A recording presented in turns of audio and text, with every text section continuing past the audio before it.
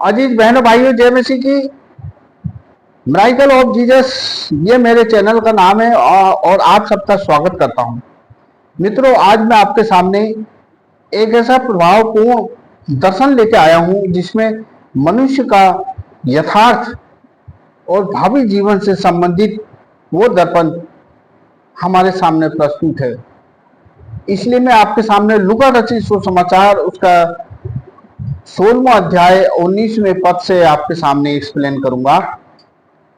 एक धनवान मनुष्य था जो बैगनी कपड़े से और मलमल पहनता, प्रतिदिन शोक विलास बड़े धूमधाम से ऐशो आराम में अपनी जिंदगी काट रहा था। 20वें पद में लिखा है कि लाजर नाम का एक कंगाल घावों से भरा हुआ, बहुत दुखी और परेशान, उसकी डेवड़ी पर यानी उस धनवान की डेवड़ी पर डाल दिया जाता था और उसकी जूठन खाकर अपना जीवन यापन करता था। उसके इतने घाव थे कि कुत्ते भी आकर उसके घावों को चाटते थे। और वो लाजर नाम का जो कंगाल था, दुखों की जिंदगी, परेशान, मुसीबतें में अपना जीवन काट रहा था।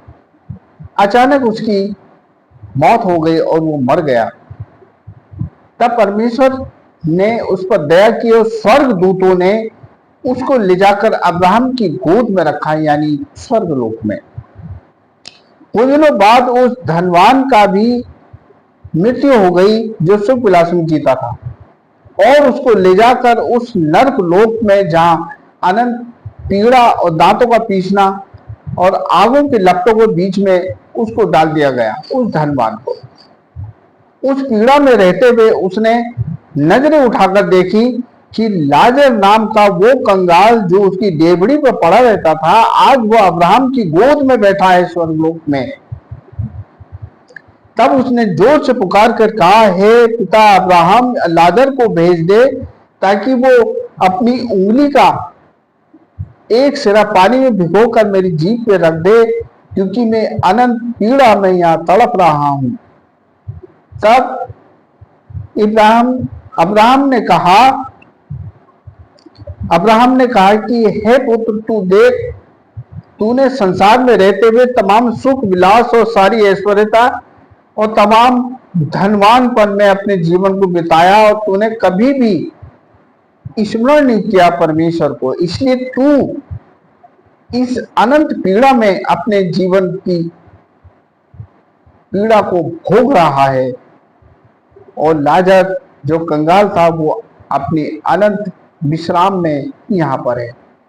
तब उसके बाद उस धनवान ने फिर कहा, हे पिता अब्राहम, तू लाजर को मेरे परिवार, मेरे कुटुंबियों के बीच में भेज दे, पृथ्वी पर जहां मेरे 5 भाई हैं, जो कि जिनसे वो यहाँ का वृत्तांत कहेगा, ताकि वो बच जाएं और इस नरक में आने से बच जाए।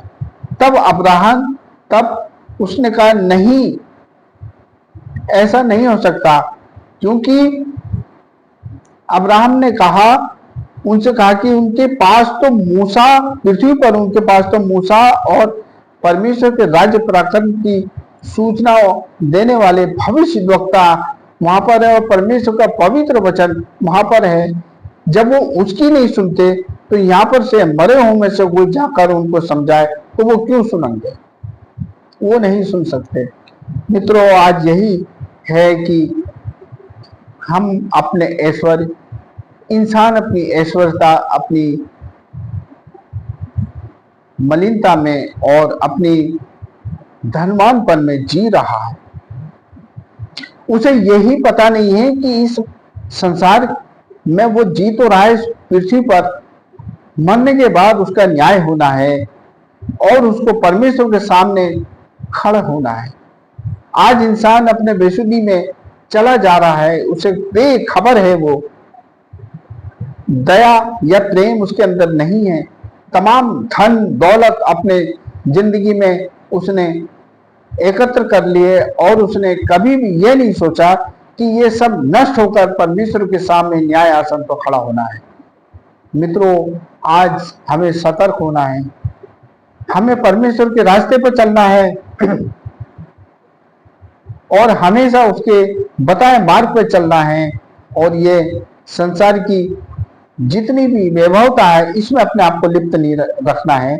संसार में रहना तो है, जब तक परमेश्वर ने हमको रखा है तब तक अपना जीवन हम परमेश्वर को भावता हुआ चलाएं और अपने जीवन से परमेश्वर को महिमा दें, सम्मान दें। अपने हृदय में प्रेम दया का भाव रखें और परमेश्वर को भावता हुआ अपना जीवन उसकी आज्ञा के अनुसार काटेंगे तो हमारे जीवन उस नरक की ज्वाला से बच जाएगा जिसमें कि वो धनवान पीड़ा में तड़प रहा है। इसलिए आज मित्रों सतर्क हो जाइए और अपने जीवन को परमेश्वर के रास्ते पे चलाइए। हो सकता है कि आपके जीवन में कोई परेशानी मुसीबतें हैं, तो आपके लिए मैं दुआ करता हूं कि हर एक परेशानी मुसीबतें यीशु के नाम से दूर हो जाएं।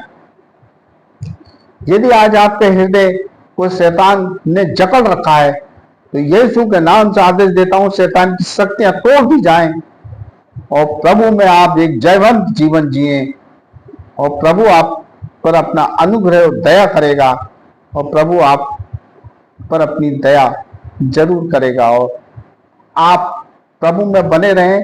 परमेश्वर के वचन को अपने जीवन का आधार बना लें, क्योंकि मरने के बाद कुछ भी स्मरण नहीं हो सकता। इसलिए मित्रों आज ही ये समय है कि हम अपना जीवन परमेश्वर में चलाएं, अपना जीवन परमेश्वर को भावता हुआ चलाएं, उसकी आज्ञाओं के अनुसार चलें और प्रतिदिन परमेश्वर के वचन को पढ़कर उसकी आज्ञा के अनुसार अपना जीवन व्यतीत करें। यदि आज आपके जीवन में शैतान ने कोई रुकावट डाली है तो यीशु के नाम से आदेश देता हूं वो रुकावट तोड़ दी जाए। प्रभु का अनुग्रह और दया आप पर बनी रहे।